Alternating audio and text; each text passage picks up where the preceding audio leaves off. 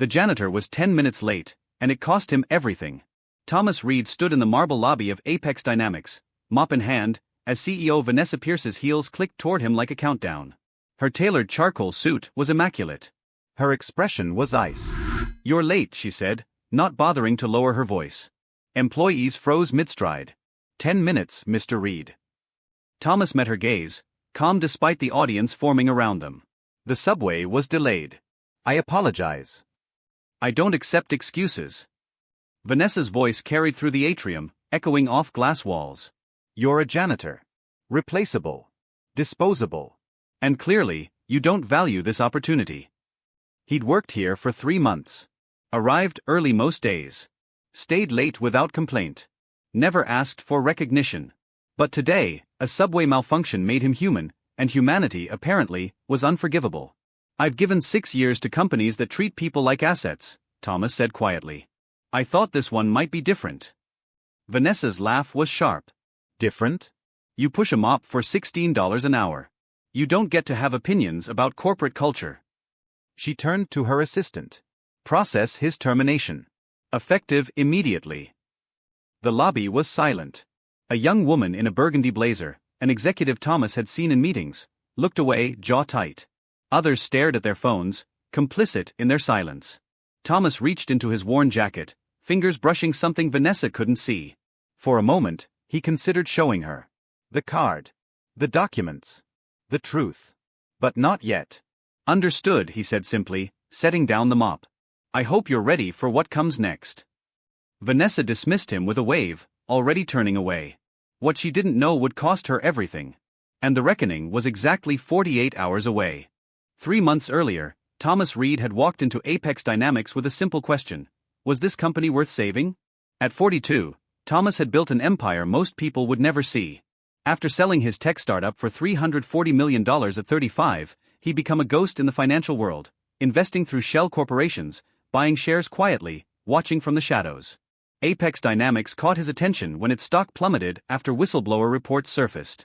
Toxic leadership. High turnover. Brilliant products sabotaged by brutal culture. The board was paralyzed. Investors were fleeing. So Thomas bought. Slowly. Strategically. Through 6 different entities over 18 months, he acquired 51% of outstanding shares. Majority control. The power to reshape everything. But power without insight was just ego. "I need to see it from the inside," he told his lawyer Marcus, over whiskey in a Manhattan penthouse. "Not as a consultant. Not in a boardroom. From the bottom." Marcus had laughed. "You want to be a janitor? You're worth $400 million. Which is exactly why no one will suspect me." The plan was simple. Apply under a false employment history. Work 3 months. Observe leadership. Test the culture. Then decide, invest in reform or liquidate and move on. He'd expected inefficiency. Corporate politics. Maybe some garden variety incompetence. What he found was cruelty. Vanessa Pierce, CEO for 2 years, ruled through fear. Assistants quit monthly. Maintenance staff were invisible to her, until they made mistakes. Thomas watched her berate a security guard for holding a door open too slowly. Saw her refuse a sick day request from a single mother in accounting. And today, she'd fired him for being human. The test was over. He had his answer. Now came the reckoning. Thomas wasn't Vanessa's first victim. He was just the latest. In his 3 months undercover, Thomas had documented everything. The maintenance supervisor fired for requesting bereavement leave when his father died. The receptionist terminated for a typo in an email. The intern who cried in the stairwell after Vanessa publicly mocked her presentation. "She's untouchable," a warehouse worker named Jerome had whispered to Thomas one evening. "Board loves her because profits are up. Doesn't matter how many of us she destroys." But profits were up through attrition, not innovation. Vanessa cut costs by slashing employee benefits, outsourcing customer service, and squeezing departments until they bled talent. Short-term gains. Long-term rot. Thomas had watched it all from behind a mop bucket. The day of his firing, someone else was watching too. Claire Donovan, VP of Product Development, stood near the elevator as Vanessa's voice echoed through the lobby. At 34, Claire had climbed the ranks through brilliance and grit, surviving Vanessa's regime by keeping her head down and her team protected. But this was different. She'd seen Thomas around, quiet, thoughtful, always listening. Once, he'd helped her carry prototype equipment to her car after a late night. They'd talked for 20 minutes. He'd asked questions about her work that most executives never bothered with. "You're wasted as a janitor," she'd said.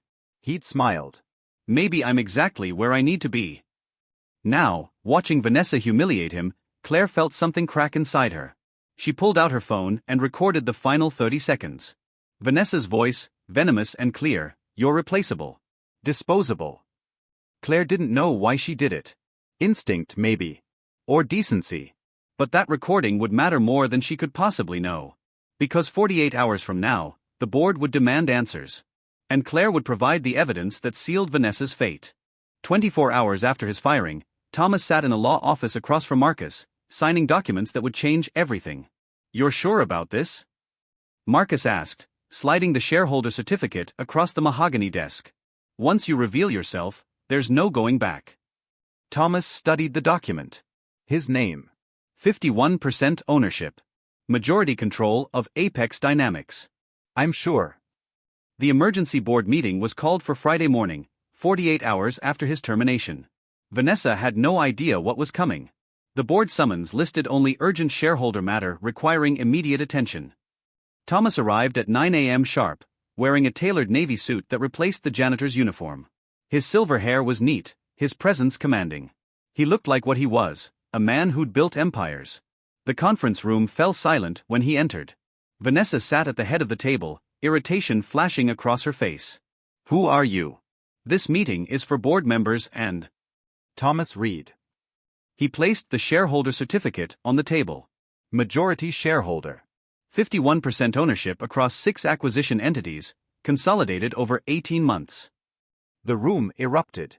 Board members grabbed the document, passing it frantically. The CFO's face went pale.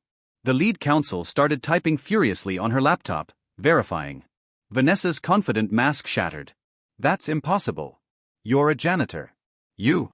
"I was testing this company's culture," Thomas interrupted, his voice calm but edged with steel. "Specifically, your leadership. And you failed spectacularly." He opened his briefcase and pulled out a folder. Inside, documented incidents spanning 2 years. Termination records. Exit interview transcripts. Employee complaints buried by HR. 12 wrongful terminations in 18 months, Thomas continued. A 47% turnover rate in non-executive positions. And 3 pending lawsuits from former employees alleging hostile work environment. Claire, invited as a witness by the board counsel, sat near the back. She caught Thomas's eye. Something unspoken passed between them, respect, maybe. Recognition. Vanessa tried to speak, but no words came. The test was complete. The verdict was in. Justice had arrived. Thomas turned to face the board, his voice steady but charged with quiet authority. "I didn't infiltrate this company for revenge. I did it because Apex Dynamics has world-class technology and catastrophic leadership. The question before you today is simple. Do you want to fix this, or do I liquidate my shares and watch it collapse?" The chairman, Robert Chun, a man in his 60s with silver temples, leaned forward. "What are you proposing, Mr. Reed?" "Leadership change. Effective immediately. Vanessa Pierce is removed as CEO. The board initiates a full cultural audit.